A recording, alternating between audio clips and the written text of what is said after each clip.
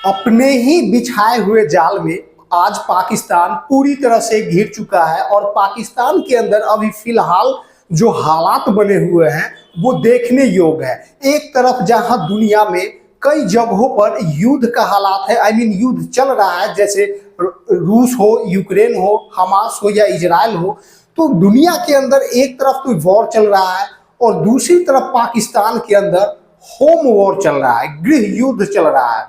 और वो युद्ध का कारण पाकिस्तान स्वयं है।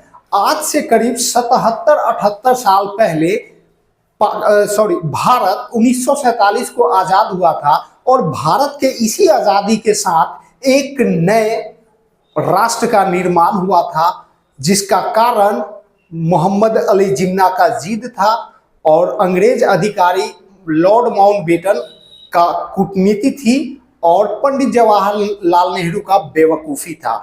इन तीनों के बेवकूफ़ी के आधार पे जो नए राष्ट्र का निर्माण हुआ था, जिसका नाम था पाकिस्तान, और पूरे 77-78 साल में भारत जहां एक तरफ अपने एजुकेशन सेक्टर पे ध्यान दिया, दूसरी तरफ टेक्नोलॉजी पे ध्यान दिया, तीसरी तरफ इंफ्राटेक पे ध्यान दिया, टोटल कहने का मतलब स्पेस में भी अगर भारत को देखो तो दुनिया से कदम मिला के आज भारत चल रहा है।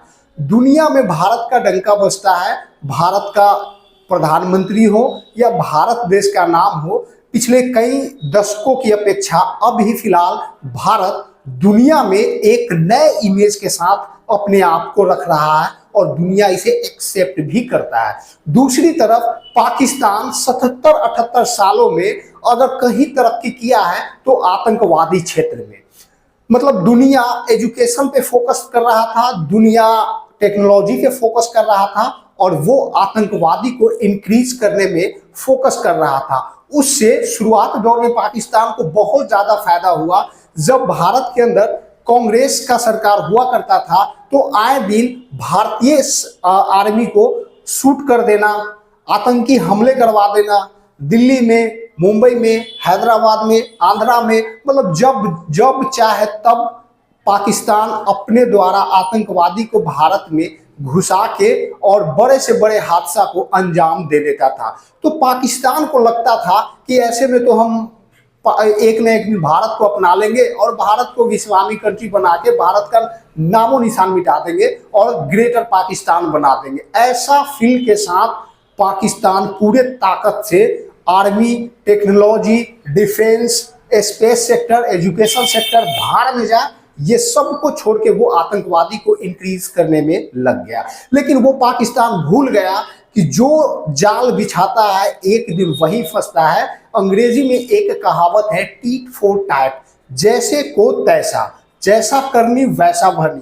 पाकिस्तान को लग रहा था कि हम इस आतंकवादी के दम पे भारत को हम संपूर्ण पाकिस्तान में विलय करवा लेंगे और दुनिया का सबसे शक्तिशाली देश हम बना लेंगे, लेकिन ऐसा नहीं हुआ। समय बदला, भारत में सरकारें बदली और जब सरकार बदली भारत में तो इतना ज़्यादा स्ट्रॉन्ग सरकार आ गया कि अब पाकिस्तानी आतंकवादियों को मुंहतोड़ जवाब तो देता ही है, बल्कि पूरे दुनिया में आइसोलेट कर चुका है भारत का प्रधानमंत्री पाकिस्तान को। अब ऐसे में पाकिस्तान के आतंकवादी करे तो करे क्या, तो आपस में ही रोज गोलीबारी करते हैं और आपस में ही मरते लड़ते करते हैं और इसका फायदा पूरा दुनिया उठाती है। पूरे दुनिया के नजर में आज पाकिस्तान एक आतंकवादी एक्सपोर्टर देश माना जाता है और उसका नतीजा जीता जागता सबूत कई दिनों से चल रहा है पाकिस्तान के अंदर। खबर है, देखिए डिस्प्ले पे आप देख सकते हैं, ये अमर उजाला का कटिंग है, अमर उजाला में छपा है, कई सारे अखबार में छपा है। मैं जो भी वीडियो बनाता हूं वो पेपर्स कटिंग के आधार पे ही होता है, मेरे तरफ से कुछ नहीं होता है। रेफरेंस में मैं आपको बता देता हूं कौन से पेपर से लिया गया है। तो हाल ही में खबर छपा है, आप देख सकते हैं, पाकिस्तान के सुरक्षा बलों के लिए नवंबर का जो ये महीना है वो बहुत ज्यादा खतरनाक साबित हो रहा है। इससे पहले अगस्त में भी खतरनाक साबित हुआ था, लेकिन अगस्त से कहीं ज्यादा खतरनाक ये नवंबर महीना पाकिस्तानियों और पाकिस्तान के आर्मी के लिए हो रहा है। इस महीने नवंबर में पाकिस्तान के अंदर सुरक्षा बल समेत कई सारे नागरिक की जान चली गई है, जो अगस्त महीने से भी खतरनाक माना जा रहा है। इसमें 68 सुरक्षा बलों समेत 245 लोगों की मौत हो गई है। हताहतों में 127 आतंकी और 50 नागरिक भी शामिल हैं। आतंकी हमलों और हताहतों को देखते हुए अगस्त के बाद नवंबर को दूसरा सबसे खतरनाक महीना पाकिस्तान के लिए माना गया है। अगस्त में 92 नागरिक, 108 आतंकी और 54 सुरक्षा बलों के जवान समेत 254 लोगों की मौत हुई थी। नवंबर में सबसे ज्यादा सुरक्षा कर्मियों की मौत दर्ज की गई है। पहले आम आदमी आतंकी मरे थे अगस्त में सबसे ज्यादा, इस बार सुरक्षा कर्मी सबसे ज्यादा मरे हैं। इसलिए नवंबर अगस्त से कहीं ज्यादा खतरनाक पाकिस्तान के लिए साबित हो रहा है। नवंबर में सबसे ज्यादा सुरक्षा कर्मियों की मौत दर्ज की गई। इससे पहले अक्टूबर में 62 सुरक्षा कर्मी की मौत हुई थी। अब सोचो, एक ऐसा राष्ट्र जहां पे खुद सुरक्षा कर्मी सुरक्षित नहीं है, मतलब जितना आतंकवादी मरता है उतना ही संख्या में सुरक्षा कर्मी भी मरते हैं। यानी कि पाकिस्तान की तैयारी किस किस्म के है? पाकिस्तान का आतंकवादी स्ट्रांग है या वहां का आर्मी स्ट्रांग है? हमें तो कुछ समझ में नहीं आता। पाकिस्तान किस तरह से देश को रन करा रहा है, किस व्यवस्था के आधार पर देश को चला रहा है, समझ में नहीं आ रहा है। अगर आतंकवादी या सुरक्षा कर्मियों में के बीच अगर मुठभेड़ होता है तो आतंकवादी ही हावी हो जाते हैं वहां के सुरक्षा कर्मी पे। अब क्या है, क्या मामला है, कैसे देश रन कर रहा है, कैसा उसका डिफेंस सेक्टर है, समझ में नहीं आ रहा है। बमबारी में 104 सुरक्षा कर्मियों और 119 नागरिकों समेत 257 लोग घायल हुए। यह आंकड़े हाल के दिनों में आतंकी हमलों में तेजी से वृद्धि को दर्शाता है। एक रिपोर्ट में बताया गया कि केवल आतंकी हमलों में 54 सुरक्षा कर्मियों, 50 नागरिक और 27 आतंकवादी समेत 131 आम लोगों की मौत हुई।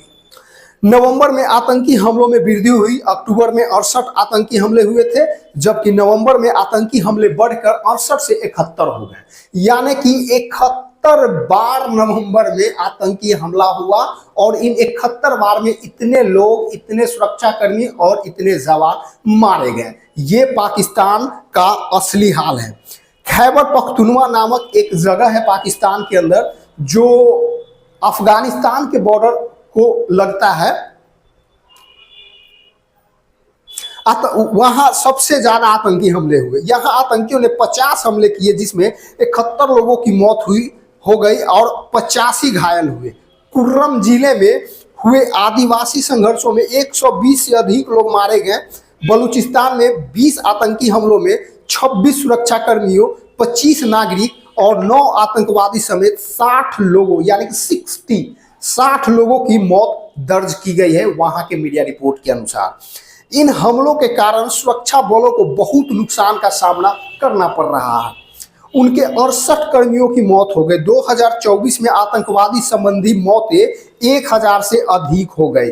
11 महीनों में मरने वालों की संख्या 1082 तक पहुंच गई। इस साल अब तक 856 आतंकवादी हमले हुए हैं, जबकि 2023 में 645 आतंकी हमले हुए थे। यह हमले पाकिस्तान की बिगड़ती स्थिति को दर्शाता है और वो पाकिस्तान आयरन मैन चीन को अपना भाई बताता है, आयरन ब्रदर बताता है। उससे वो डिफेंस सेक्टर के सारे इक्विपमेंट खरीदते हैं, चाहे वो मिसाइल हो, बम हो, आर्टिलरी गन हो, रॉकेट हो, कुछ भी हो। मतलब डिफेंस का कोई भी चीज, जिस तरह से हम रसिया, फ्रांस, अमेरिका, इजराइल से मतलब हमारा देश हथियार खरीदता है, उस तरह से वो हमेशा चाइना से ही हथियार खरीदता है।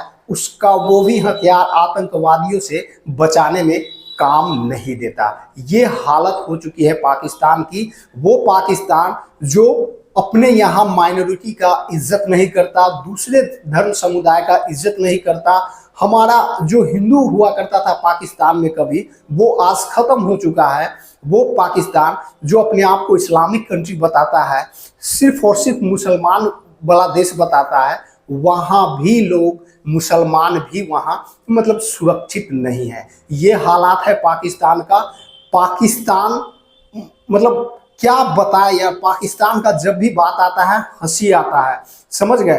तो ये एक मौका है भारत सरकार के लिए। अगर चाहे तो भारत सरकार इस वक्त पीओ को के ऊपर एक्शन ले सकता है, क्योंकि अमेरिका के अंदर भी चुनाव हो चुका है। डोनाल्ड ट्रंप दूसरी बार सरकार बना के आ चुके हैं और डोनाल्ड ट्रंप सरकार मतलब चुनाव जीतते ही उनका स्टेटमेंट आया था कि I am big fan of India, I am big fan of Modi, है ना। तो वो इंडियन कल्चर, इंडियन लोग और इंडियन प्रधानमंत्री को भी वो मानते हैं और दुनिया के सबसे शक्तिशाली देश के राष्ट्र अध्यक्ष बनने जा रहे हैं। तो ऐसे में अगर देश का राष्ट्र अध्यक्ष, भारत का राष्ट्र अध्यक्ष चाहे तो ये एक खूबसूरत मौका हो सकता है पीओके को अपनाने का। बाकी भारत सरकार क्या सोचती है वो उनकी रणनीति हो सकती है।